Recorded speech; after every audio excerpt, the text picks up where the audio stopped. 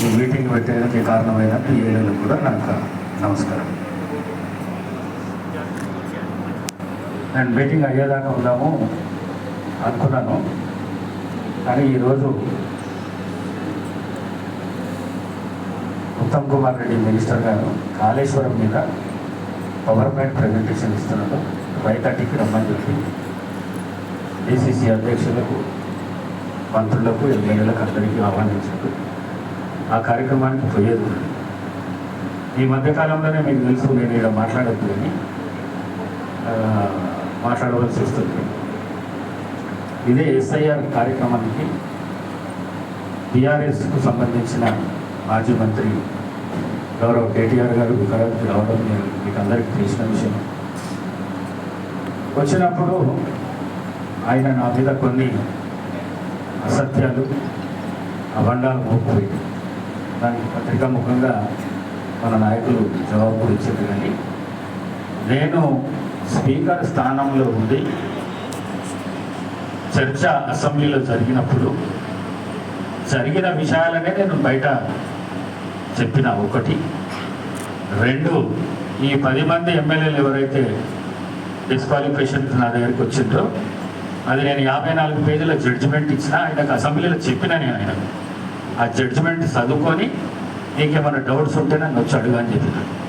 కానీ మరీ రాజకీయం చేస్తూ నా మీద ఒక అత్యుత్తమైన గౌరవప్రదమైన పోస్టులో ఉన్నా అని కూడా చూడకుండా ఏదైతే తెలంగాణ ఉద్యమంలో మాట్లాడి ప్రజాప్రతినిధులకు గౌరవం లేకుండా చేసిందో టీఆర్ఎస్ పార్టీ, మరి అదే లెక్కల మాట్లాడుకుంటూ వస్తున్నారు. ఇప్పుడు కూడా దాన్ని మనం వికారాబాద్ ముఖంగా దాన్ని తిప్పి కొట్టవలసిన అవసరం ఉన్నదని చెప్పేసి మీ అందరికీ తెలియజేస్తూ, మరి 8 లక్షల సాక్షాత్తు 8,16,000 కోట్లు కేసీఆర్ గారి ఆధ్వర్యంలో 10 సంవత్సరాలు పరిపాలన చేసిన టీఆర్ఎస్ పార్టీ ఈ రాష్ట్రంలో అప్పు చేసి పోయింది.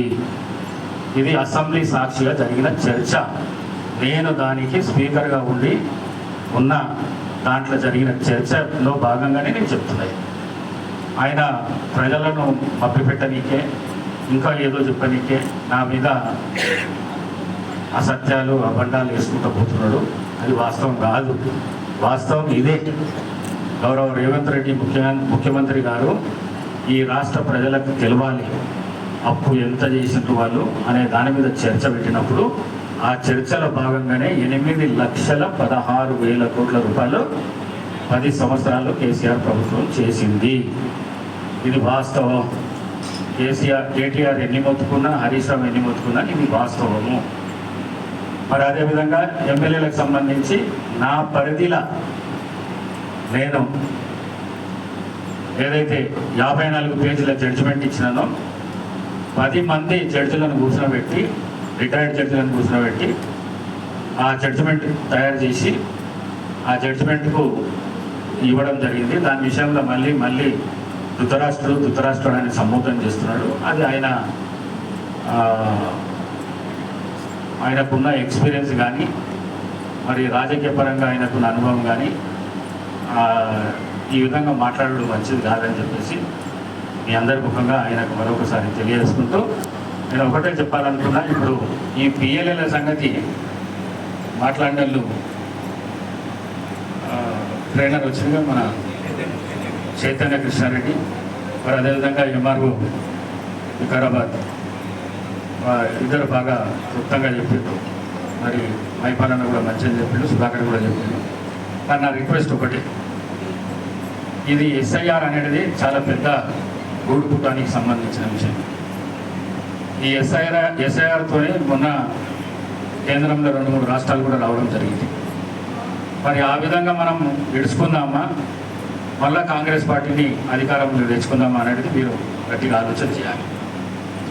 మరి ఇంత కష్టకాలంలో ఈ రాష్ట్ర ముఖ్యమంత్రి రేవంత్ రెడ్డి గారు ఇంత అప్పులలో ఉండి, ఇంత కష్టాలలో ఉండి ఈ రాష్ట్రాన్ని అన్ని విధాల ముంగల్కి తీసుకొని పోతున్నారు. సంక్షేమ కార్యక్రమాలు కానీ, అభివృద్ధి కార్యక్రమాలు ముంగలు తీసుకొని పోతున్నారు. మరి మీరు ఇంత పెద్ద విజయాన్ని ఇచ్చి నన్ను ఎమ్మెల్యే చేసి పంపిస్తే ఇవాళ స్పీకర్ స్థాయికి వచ్చింది. మరి నెక్స్ట్ 5 సంవత్సరాలు కూడా కాంగ్రెస్ పార్టీ రావాలంటే మనం ఈ ఎస్ఆర్ఐ కార్యక్రమాన్ని సొంత పనిలాగా ఎట్లయితే ఎలక్షన్లో కొట్టుకున్నామో మైపాలని చెప్పినట్టు ఆ విధంగా మనం ప్రయత్నం చేసి ముంగలికి తీసుకపోతేనే దీంట్లో సక్సెస్ అవుతాం. లేకపోతే మాత్రం రాబోయే రోజులలో గడ్డు పరిస్థితి ఉంటుంది. ఒకటి.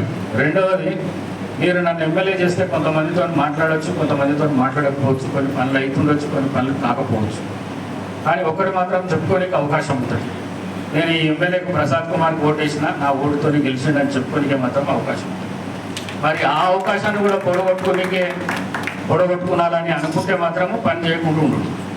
లేదు, నేను గట్టిగా కాంగ్రెస్ వాదిని, నా రక్తం కాంగ్రెస్ రక్తము, ప్రసాద్ అంటే నాకు ఇష్టము, రేవంత్ రెడ్డి అంటే నాకు ఇష్టము అని ఎవరన్నా అనుకుంటే మాత్రము తప్పకుండా 17 రోజులు అంటే 17 రోజులు టైం కాదు, 15 రోజులే టైం ఉన్నది.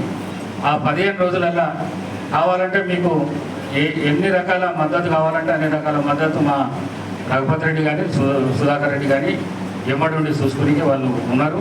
మరి టౌన్లో మనకు మంచి మెజారిటీ ఇప్పుడే కాదు, అధికారంలో ఉన్నా అధికారంలో లేకున్నా కూడా టౌన్ మెజారిటీ ఎప్పటికి ఇచ్చింది. మరి దాన్ని ఆ హిస్టరీని మనం గోడగొట్టుకోకుండా ఉండాలంటే ఈ 15 రోజులు కొద్దిగా కష్టపడి బిఎల్ఏలు కష్టపడి మీరు తప్పకుండా దీని విషయంలో కూడా శ్రద్ధ వహించి ముంబైకి తీసుకపోతే మనకు రాబోయే రోజులు మంచి రోజులు ఉంటాయని చెప్పేసి తెలియజేస్తూ, మరి ఈరోజు మీ మీటింగ్ ఎట్లా పెట్టినానో అతి తొందరగా బిఎల్ఓల మీటింగ్ కూడా వికారాబాద్ టౌన్కు సంబంధించిన వాళ్ళని కూడా పెడతా. ఇంకొక ప్రపోజల్ సామ ప్రభాకర్ రెడ్డి చెప్పిండు, ఆ ప్రపోజల్ కూడా నేను కలెక్టర్తో మాట్లాడతా. ఎందుకంటే బిఎల్ఓలు పని చేయడానికి కొద్దిగా కష్టమవుతున్నది కాబట్టి వాళ్ళను మున్సిపాలిటీలను కూడా దాంట్లో ఇంక్లూడ్ చేసి ఏదైనా తొందరగా పని అయ్యే విధంగా ఏదైనా ఉంటే తప్పకుండా దాన్ని కూడా ప్రయత్నం చేస్తానని చెప్పేసి మీ అందరికీ తెలియజేస్తూ, మరొకసారి మీరు కష్టపడండి, మీ ఎంబడి నేను ఉంటా. రాబోయే రోజులు ఇంకా మంచి రోజులు ఉన్నాయి. ఈ 2.5 సంవత్సరాలే కాదు, ఇంకా 5 సంవత్సరాలు రేవంత్ రెడ్డి రాష్ట్రానికి ముఖ్యమంత్రి ఉంటాడు. రాబోయే రోజులు మంచి రోజులు ఉంటాయి. ఇట్లానే కాదు, ఇంకా అభివృద్ధి కార్యక్రమాలు కానీ సంక్షేమ కార్యక్రమాలు పర్సనల్ పనులకు కూడా మీకు అన్ని విధాల అవకాశం ముంగల చాలా బ్రహ్మాండంగా ఉంటుంది. కాబట్టి తప్పకుండా కాంగ్రెస్ పార్టీ కోసము గట్టిగా పనిచేసి ఈ కార్యక్రమాన్ని ముందుకు తీసుకుపోవాలని చెప్పేసి మీ అందరినీ కోరుకుంటూ సెలవు తీసుకుంటున్నాను. Thank you.